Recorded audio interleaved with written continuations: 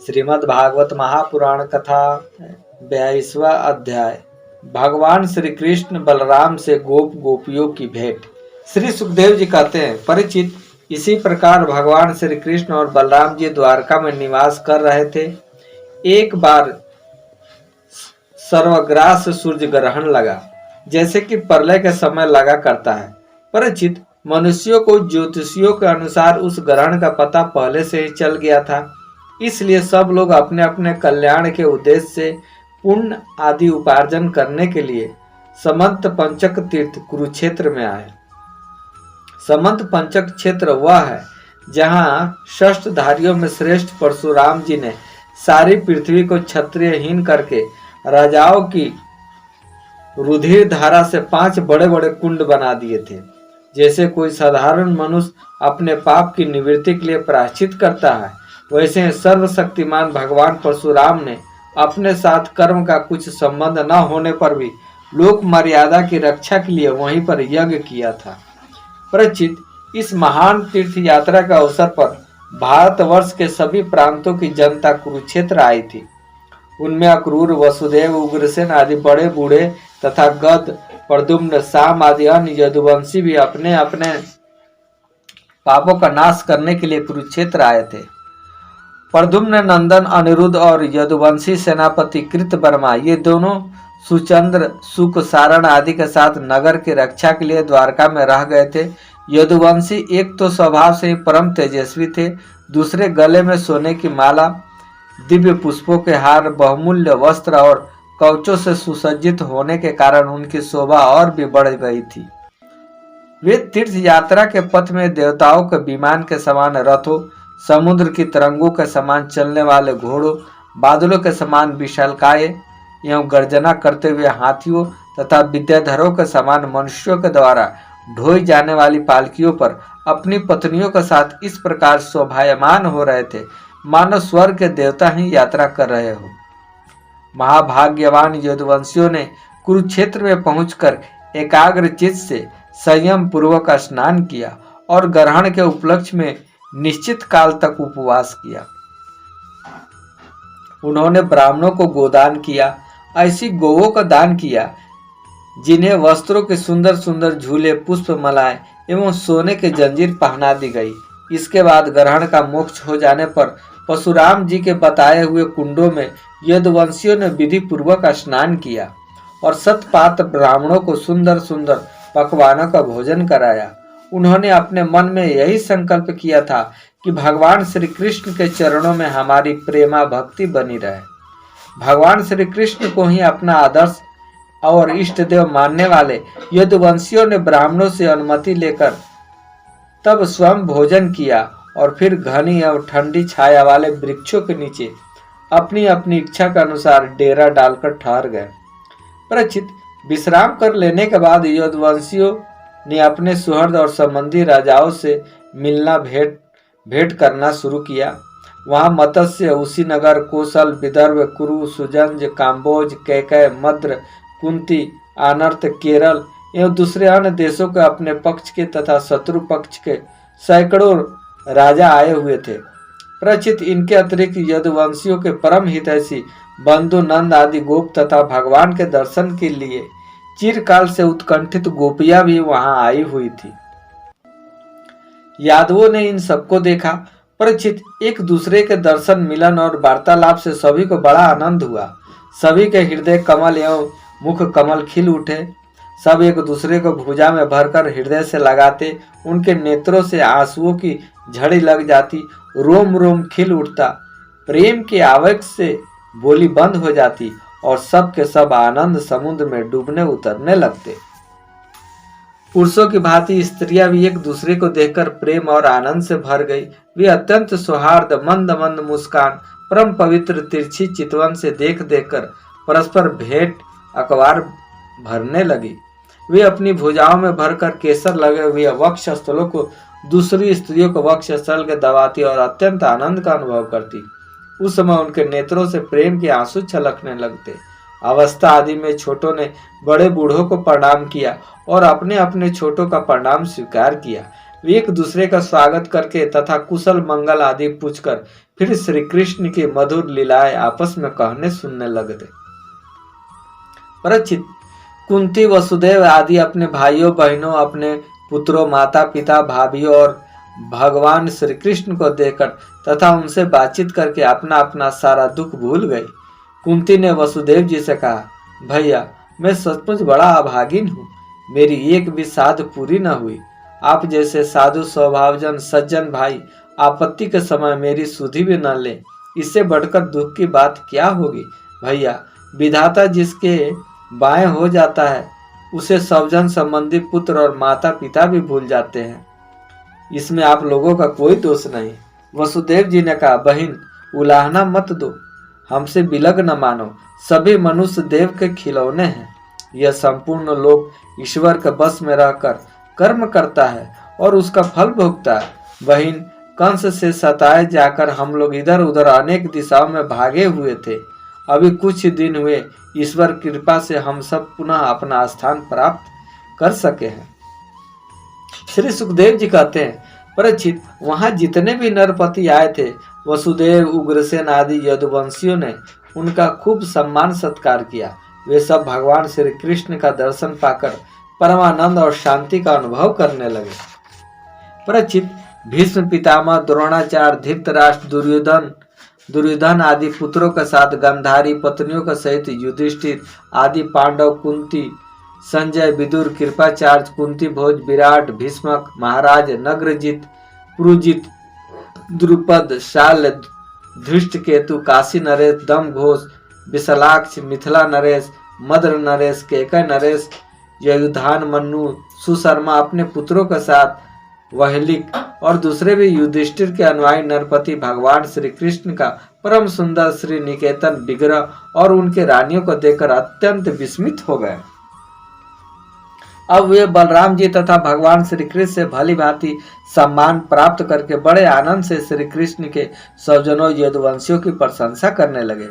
उन लोगों ने मुख्तया उग्रसेन जी को संबोधित करते हुए कहा, भोजराज उग्रसेन जी, सच पूछिए तो इस जगत के मनुष्यों में आप लोगों का जीवन ही सफल और धन्य है, क्योंकि जिन श्री कृष्ण का दर्शन बड़े बड़े योगियों के लिए भी दुर्लभ है, उन्हीं का आप लोग नित्य निरंतर देखते रहते हैं। वेदों ने बड़े आदर के साथ भगवान श्री कृष्ण की कृति का गान किया है। उनके चरणों की धोवन जल, गंगा जल, उनकी वाणी, शास्त्र और उनकी कीर्ति इस जगत को अत्यंत पवित्र कर रही है। अभी हम लोगों के जीवन की ही बात है। समय के फेरे से पृथ्वी का सारा सौभाग्य नष्ट हो चुका था, परंतु उनके चरण कमलों के स्पर्श से पृथ्वी में फिर समस्त शक्तियों का संचार हो गया है और अब वह फिर हमारी समस्त अभिलाषाओं को, मनोरथ को पूर्ण करने लगी है। उग्रसेन जी, आप लोगों का श्री कृष्ण के साथ वैवाहिक एवं गोत्र संबंध है। यही नहीं, आप हर समय उनका दर्शन और स्पर्श प्राप्त करते रहते हैं, उनके साथ चलते हैं, बोलते हैं, सोते हैं, बैठते हैं, खाते पीते हैं। यूं तो आप लोग गृहस्थी के झंझट में फंसे रहते हैं, जो नरक का मार्ग है, परंतु आप लोगों को घर में सर्वव्यापक विष्णु भगवान मूर्तिमान रूप से निवास करते हैं, जिनके दर्शन मात्र से स्वर्ग और मोक्ष तक की अभिलाषा मिट जाती है। श्री सुखदेव जी कहते हैं, परीक्षित, जब नंद बाबा को यह बात मालूम हुई कि श्री कृष्ण आदि यदुवंशी कुरुक्षेत्र में आए हुए हैं, तब यह गोपों के साथ अपनी सारी सामग्री गाड़ियों पर लादकर अपने प्रिय पुत्र श्री कृष्ण, बलराम आदि को देखने के लिए वहां आए। नंद आदि गोपों को देखकर सब के सब यदुवंशी आनंद से भर गए। वे इस प्रकार उठ खड़े हुए मानो मृत शरीर में प्राणों का संचार हो गया हो। वे लोग एक दूसरे से मिलने के लिए बहुत दिनों से आतुर हो रहे थे, इसलिए एक दूसरे को बहुत देर तक अत्यंत गाढ़ भाव से आलिंगन करते रहे। वसुदेव जी ने अत्यंत प्रेम और आनंद से विहल होकर नंद जी को हृदय से लगा लिया। उनके एक एक करके सारी बातें याद हो आई। कंस किस प्रकार उन्हें सताता था और किस प्रकार उन्होंने अपने पुत्रों की गोकुल में ले जाकर नंद जी के घर रख दिया था। भगवान श्री कृष्ण और बलराम जी ने माता यशोदा और पिता नंद जी के हृदय से लगकर उनके चरणों में प्रणाम किया। परीक्षित, उस समय प्रेम के उद्रेक से दोनों भाइयों का गला रुंध गया। वे कुछ भी बोल न सके। माँ भागवती, यशोदा जी और नंद बाबा ने दोनों पुत्रों को अपनी गोदी में बैठा लिया और भुजाओं से उनका गाढ़ आलिंगन किया। उनके हृदय में चिरकाल तक न मिलने का जो दुख था वह सब मिट गया। रोहिणी और देवकी जी ने ब्रजेश्वरी यशोदा जी को अपने अखबार में भर लिया। यशोदा जी ने उन लोगों के साथ मित्रता का जो व्यवहार किया था उसका स्मरण करके दोनों का गला भर आया। वे यशोदा जी से कहने लगी, यशोदा रानी, आपने और ब्रजेश्वर नंद जी ने हम लोगों के साथ जो मित्रता का व्यवहार किया है वह कभी मिटने वाला नहीं है। उसका बदला इंद्र का ऐश्वर्य पाकर भी हम किसी प्रकार भी नहीं चुका सकती। नंद रानी जी, भला ऐसा कौन कृतघ्न है जो आपके इस उपकार को भूल सके। हे देवी, जिस समय बलराम और श्री कृष्ण अपने माँ बाप को देखा तक न था और इनके पिता तो धरोहर के रूप में इन्हें आप दोनों के पास रख छोड़ा था, उस समय आपने इन दोनों की इस प्रकार रक्षा की जैसे पल के पुतलियों की रक्षा करती है, तथा आप लोगों ने ही इन्हें खिलाया पिलाया, दुलार किया और रिझाया। इनके मंगल के लिए अनेकों प्रकार के उत्सव मनाए। सच पूछिए तो इनके माँ बाप आप ही लोग हैं। आप लोगों की देखरेख में इन्हें किसी की आंच तक न लगी। वे सर्वथा निर्भय रहे। ऐसा करना आप लोगों का अनुरूप ही था, क्योंकि सत्पुरुषों की दृष्टि में अपने पराये का भेदभाव नहीं रहता। नंद रानी जी, सचमुच आप लोग परम संत हैं। श्री सुखदेव जी कहते हैं, परीक्षित, मैं कह चुका हूँ कि गोपियों के परम प्रियतम जीवन सर्वस्व श्री कृष्ण थे।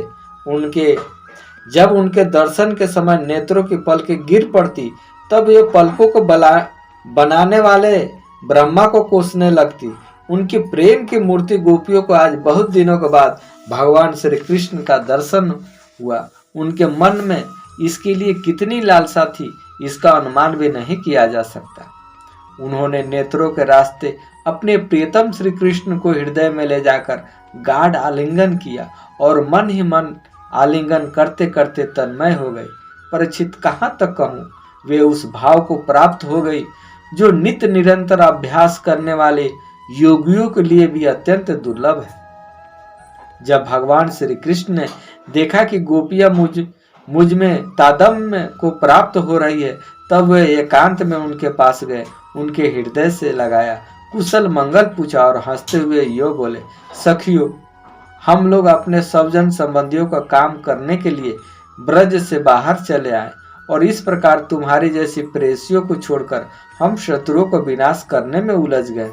बहुत दिन बीत गए, क्या कभी तुम लोग हमारा स्मरण भी करती हो? मेरी प्यारी गोपियों, कहीं तुम लोगों के मन में यह आशंका तो नहीं हो गई कि मैं अकृतज्ञ हूँ और ऐसा समझकर तुम लोग हमसे बुरा तो नहीं मानने लगी हो? निसंदेह भगवान ही प्राणियों को संयोग और वियोग के कारण है।